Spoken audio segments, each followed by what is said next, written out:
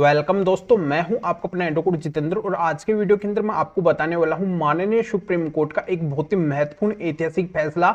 इसके अकॉर्डिंग मैं आपको समझाऊंगा और आप सभी को अच्छे से शायद पता भी होगा कि पत्नी के पास में मेंटेनेंस लेने के कई सारे ऑप्शन होते हैं। कई सारे ऐसे कानून हैं जिनके माध्यम से पत्नी कोर्ट के अंदर केस फाइल करके पति से भरण पोषण की राशि यानी कि मेंटेनेंस ले सकती है।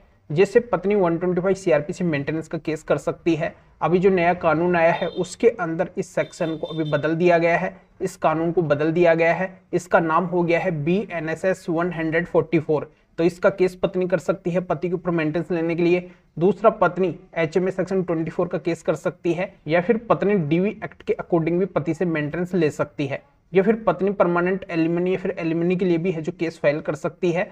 जहाँ पे पत्नी के पास में ऐसे कई सारे ऑप्शन होते हैं जिनके तहत पत्नी अलग अलग कानून के तहत जाके और केस फाइल करके पति से मेंटेनेंस लेने का दावा ठोक सकती है। तो यहाँ पे आज के वीडियो के अंदर मैं आपको बताने वाला हूँ कि माननीय सुप्रीम कोर्ट ने अब साफ साफ इस फैसले के जरिए से क्लियर कर दिया है कि अब पत्नी को सभी केसों के अंदर मेंटेनेंस नहीं मिलेगा, सभी के ऊपर अब रोक लगा दी गई है। तो किस तरीके की रोक ये माननीय सुप्रीम कोर्ट की है और किस तरीके का ये फैसला है, यही पूरी जानकारी इस वीडियो के अंदर मैं आपको बताने वाला हूँ। वीडियो बहुत ही महत्वपूर्ण है, कहीं से वीडियो को स्किप नहीं करना है क्योंकि ये जानकारी आज के समय के अंदर आपको जानना बहुत ही जरूरी है।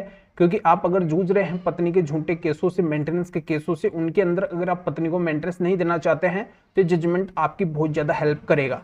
तो बिल्कुल अंत तक बने रहिए और इस चैनल को अभी तक सब्सक्राइब नहीं करे हैं तो सब्सक्राइब जरूर कीजिए क्योंकि यह नया चैनल है, इसके ऊपर आपके फायदे के कंटिन्यू वीडियो आपको मिलते रहेंगे, इसलिए आप इसको इग्नोर ना करें, सब्सक्राइब करके बेल आइकन को जरूर दबा दीजिए।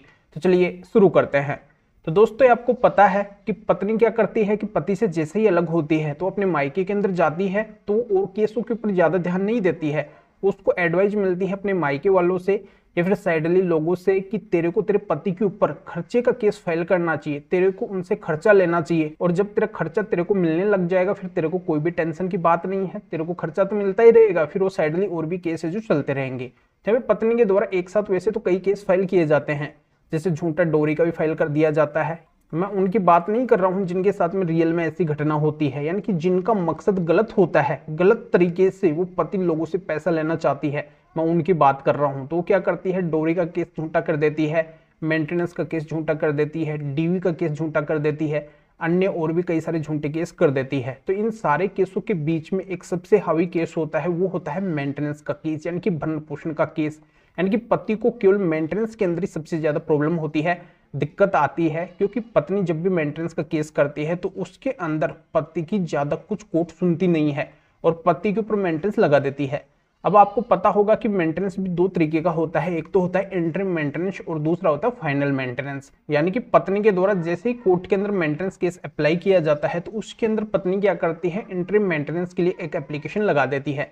तो इंटरिम का मतलब ये होता है कि कोर्ट का केस तो चलता रहेगा, मतलब जो पत्नी ने मेंटेनेंस का केस फाइल किया है वो केस तो चलता रहेगा, उसके अंदर बाद में देखा जाएगा कि फाइनल के अंदर पत्नी को कितना मेंटेनेंस दिलवाया जाए, इसका मेंटेनेंस बनेगा या फिर नहीं बनेगा, वो है जो एविडेंस और ग्राउंड के आधार पर डिपेंड करेगा फाइनल रिजल्ट। पर यहाँ पे जब केस चलता रहेगा तो उस दौरान भी पत्नी को खर्चा चाहिए होता है। तो पत्नी क्या करती है कि जो मेंटेनेंस का केस चल रहा है उसके अंदर एक एप्लीकेशन लगाती है कि मुझे खर्चा मिलना चाहिए, तो उसे बोलते हैं इंटरिम मेंटेनेंस का एप्लीकेशन। यानी कि पत्नी का कोर्ट के द्वारा केस चलते हुए मेंटेनेंस बना दिया जाता है, पति के ऊपर मेंटेनेंस लगा दिया जाता है। इस लेवल के ऊपर कोर्ट के द्वारा कुछ भी नहीं देखा जाता है, इंटरिम मेंटेनेंस वैसे ही पति के ऊपर लगा दिया जाता है कि फिलहाल तो आप अपनी पत्नी को ये खर्चा दीजिए, बाद में फिर जो इस केस का ट्रायल चलेगा उसके अंदर हम देखेंगे फाइनल आपके ऊपर कितना लगाना है। तो इस तरीके से पति का नुकसान होता है। पति लोगों का ये कहना होता है कि पत्नी जब गलत है, इसको मेंटेनेंस नहीं मिलना चाहिए, इसने उल्टा हमारे साथ में गलत किया है, इसने हमारे ऊपर झूठे केस फाइल किए हैं, तो फिर हम इसको अपनी मेहनत की कमाई क्यों दे, ये हमारे खून पसीने मेहनत की कमाई है, हम इसको इसमें से एक भी रुपया नहीं देना चाहते हैं। तो सभी पति लोग चाहते हैं, पर न चाहते हुए पति लोगों को ये मेंटेनेंस की राशि कोर्ट के ऑर्डर के मुताबिक उस पत्नी को देना ही पड़ जाता है, क्योंकि जब कोर्ट पति के ऊपर मेंटेनेंस लगा देती है, ऑर्डर कर देती है, तो फिर पति के पास में कोई भी ऑप्शन नहीं होता है। पति को मजबूरन उस पत्नी को पैसा देना पड़ जाता है। अगर पति पैसा नहीं दे तो फिर पति को जेल के अंदर जाना पड़ेगा, फिर उसकी जो भी प्रॉपर्टी है वो पत्नी को दिलवाई जाएगी मेंटेनेंस के रूम में। तो यहाँ पे फिर पति का आगे भी नुकसान होगा। इससे अच्छा तो पति उसको पैसा दे दे तो वही ठीक होता है। एक बार अगर इस तरीके का मेंटेनेंस का ऑर्डर पत्नी के पक्ष के अंदर हो जाता है, यानी कि पत्नी का अगर मेंटेनेंस बना दिया जाता है कोर्ट के द्वारा, तो पत्नी अपने आप को बहुत ज्यादा शक्तिशाली समझती है। वो ये समझती है कि मैं कुछ भी कर सकती हूँ, इस पति का कुछ भी बिगाड़ सकती हूँ। तो पति के ऊपर वो ज्यादा प्रेशर बनाती है, पति को बोलती है। कई बार अगर उनकी मुलाकात होती है, फिर साइडली जो भी मैसेज उसको देना होता है, तो उसका कहना यह होता है कि देख, मैं मेरी दादागिरी के तहत तेरे से पैसा ले रही हूं और मैं आगे कुछ भी कर सकती हूं। तो ऐसे पत्नी बहुत ज्यादा पति के ऊपर हावी हो जाती है। पति लोग डर जाते हैं, सहम जाते हैं, बैकफुट के ऊपर आ जाते हैं, पत्नी के दबाव के अंदर आ जाते हैं, पत्नी की हर एक बात को मानने के लिए तैयार हो जाते हैं। यानी कि न चाहते हुए भी पति को ये सब काम करना पड़ जाता है, क्योंकि पति मजबूर हो चुके हैं। अब पति के पास में कोई भी ऑप्शन नहीं है और पत्नी के पास में ऐसे कई सारे कानून हैं, कई सारे केस है। जैसा कि मैं आपको इस वीडियो के अंदर बताया कि पत्नी कई तरह के मेंटेनेंस के केस करके पति से मेंटेनेंस ले सकती है।